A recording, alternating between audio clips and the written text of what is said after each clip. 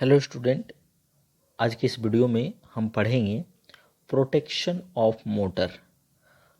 Motor का protection. बात है कि मोटर का प्रोटेक्शन क्यों ज़रूरी है। जब मोटर रनिंग कंडीशन में होता है, जब मोटर आपका वर्किंग कंडीशन में होता है, तो उस कंडीशन में आपका बहुत सारे आपका एबनॉर्मलिटीज़ क्रिएट होता है। एबनॉर्मलिटीज़ कहने का मतलब है कि आपका फॉल्टी कंडीशन आपका डेवलप होता है, एबनॉर्मल कंडीशन आपका डेवलप होता है।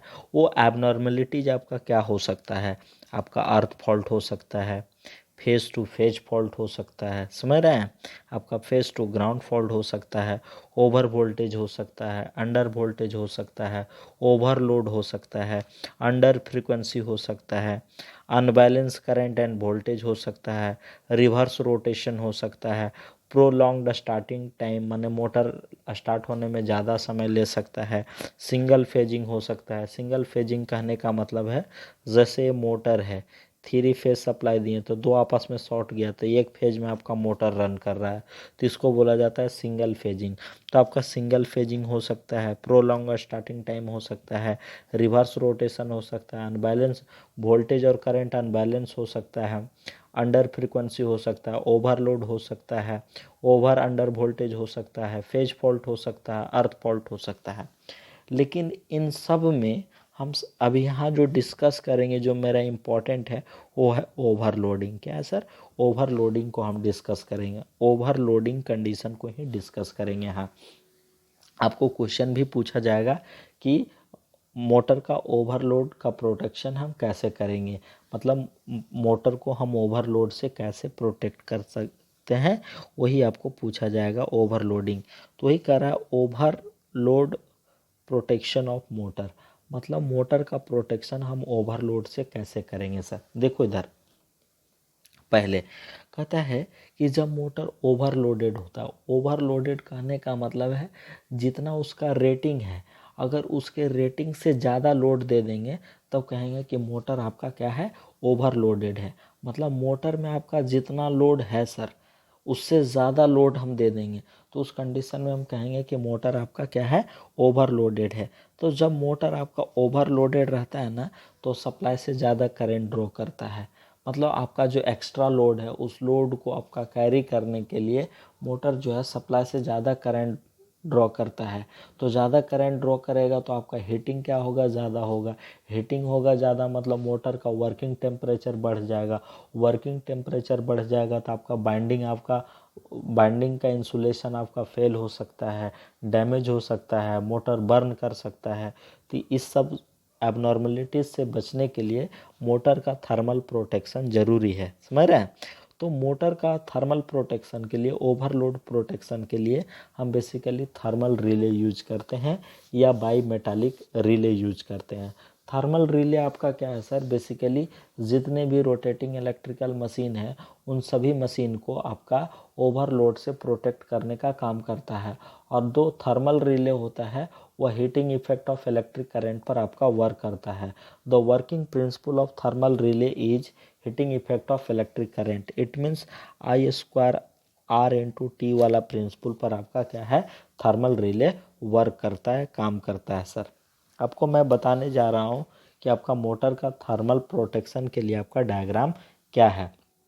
तो देखो, मैं सबसे पहले आपको बता रहा हूँ कि थर्मल रिले का डायग्राम क्या है। जैसे देखिए इधर पहले हमने बना रखा है, पहले से थर्मल रिले का डायग्राम है। ये देखो बाई मेटालिक स्ट्रिप है, समझे। बाई मेटालिक स्ट्रिप कहने का मतलब है सर, इसमें दो मेटल होता है, ये अलग मेटल है, अलग मेटल है, दोनों का थर्मल कोफिशिएंट अलग अलग होता है।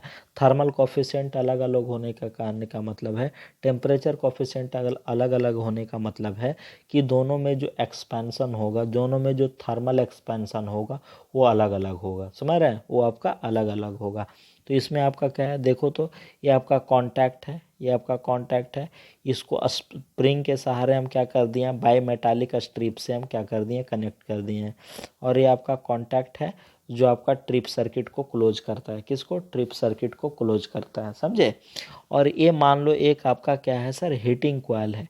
हीटिंग कॉइल माने जब आपका क्या है, करंट जो है नॉर्मल करंट से इसमें ज़्यादा होगा तो टेम्परेचर जो होगा एक पार्टिकुलर लिमिट से बढ़ जाएगा। जब टेम्परेचर पार्टिकुलर लिमिट से बढ़ जाएगा तो ये बाई मेटालिक स्ट्रिप में भी हीट डेवलप होगा, जिसके कारण वो एक्सपैंड होना शुरू हो जाएगा। एक्सपैंड होना शुरू हो जाएगा तो क्या हो जाएगा, इस तरह से बेंट हो जाएगा। इस तरह से आपका क्या हो जाएगा, बेंट हो जाएगा। जो ही आपका बेंट होगा तो ई जा कर के यहाँ सट जाएगा। सट जाएगा तो ट्रिप कॉइल आपका क्या हो जाएगा, क्लोज हो जाएगा। जब ट्रिप कॉइल क्लोज हो जाएगा तो आपका क्या हो जाएगा, सर्किट ब्रेकर ऑपरेट हो जाएगा और फाइनली मोटर को सप्लाई से डिस्कनेक्ट कर देगा। हम थोड़ा सा डायग्राम बनाने की कोशिश किए हैं कि कैसे मोटर को कैसे प्रोटेक्ट करेंगे। तो देखो एक सिंगल डायग्राम हम बनाने की कोशिश की हैं आप लोग को, ताकि अच्छा से समझ में आ जाए। एक सिंगल डायग्राम है, देखो ये मोटर है, समझ रहे हैं, ये आपका मोटर है। सिंगल लाइन डायग्राम है, ये लाइन है, लाइन से हम सप्लाई ले आए हैं। ये सर्किट ब्रेकर है, क्या है sir, circuit breaker. Circuit breaker के थ्रू हमने लाइन दे दिया है मोटर को, समझ रहे हैं, लाइन दे दिया मोटर को। नॉर्मल कंडीशन में आपका क्या होगा, नॉर्मल कंडीशन में जो बाई मेटालिक स्ट्रिप है वो आपका एज इट इज रहेगा, मतलब इसमें कोई बेंडिंग नहीं होगा, कोई इसमें आपका क्या होगा, बेंडिंग इसमें होगा ही नहीं, मतलब ये नॉर्मल कंडीशन में रहेगा। मतलब ये जो कांटेक्ट आप देख रहे हो, ऊपर वाला जो कांटेक्ट देख रहे हो ना, ऊपर वाला कांटेक्ट, ये कांटेक्ट आपका ओपन रहेगा, टच नहीं रहेगा। टच नहीं रहेगा इसका मतलब है सब कुछ नॉर्मल रहेगा। सब कुछ नॉर्मल रहेगा मतलब मोटर आपका क्या है, नॉर्मल रन कर रहा होगा। लेकिन जो ही मोटर पर हम लोड जो है एक्स्ट्रा दे देंगे, इसके रेटिंग से ज़्यादा दे देंगे, जो ही रेटिंग से ज़्यादा देंगे तो ये सप्लाई से ज़्यादा करंट ड्रॉ करेगा। जो ही सप्लाई से ज़्यादा करंट आएगा तो मोटर में हीट ज़्यादा डेवलप होगा। हीट ज़्यादा डेवलप होगा तो अब क्या होगा, बाई मेटालिक स्ट्रिप भी आपका हीटेड होगा। जो ही हीटेड होगा तो आपका क्या होगा, टेम्परेचर एक पार्टिकुलर लिमिट से ज़्यादा हो जाएगा तो ये बेंट हो जाएगा। क्या हो जाएगा, बेंट हो जाएगा। और जब बेंट हो जाएगा तो ये जाकर के इसको टच कर देगा, और टच कर देगा तो देखो, टच कर देगा तो ये पूरा सर्किट क्लोज हो गया ना। क्लोज हो गया तो आपका क्या हो जाएगा, करंट इस तरह फ्लो होना शुरू हो जाएगा। और जब करंट इस तरह फ्लो होना शुरू हो जाएगा तो कॉइल इनर्जाइज हो जाएगा, कॉइल में करंट फ्लो होना शुरू हो जाएगा, कॉइल मैग्नेटाइज हो जाएगा। जो ही मैग्नेटाइज होगा ये प्लंजर को अपनी ओर खींच लेगा। खींच लेगा तो ये क्या हो जाएगा, ये कॉन्टैक्ट ओपन हो जाएगा। और जो ही कॉन्टैक्ट ओपन होगा मोटर आपका सप्लाई से क्या हो जाएगा, डिस्कनेक्ट हो जाएगा। तो इस तरह से मोटर को हम थर्मल आपका ओवरलोड से प्रोटेक्ट कर सकते हैं, समझ रहे हैं। तो आशा करता हूँ कि ये डायग्राम आपको अच्छा से समझ में आ गया होगा। ऊपर वाला डायग्राम हमने बताया थर्मल रिले का डायग्राम है ये, और नीचे हमने थोड़ा सा रिलेट करने की कोशिश किया है कि मोटर को हम कैसे प्रोटेक्ट करेंगे ओवर थर्मल रिले से, मतलब बाई मेटालिक स्ट्रिप से हम कैसे प्रोटेक्ट करेंगे। तो यही है आपका thermal protection of motor against overloading. I hope कि आप लोग को अच्छा से समझ में आ गया होगा। धन्यवाद।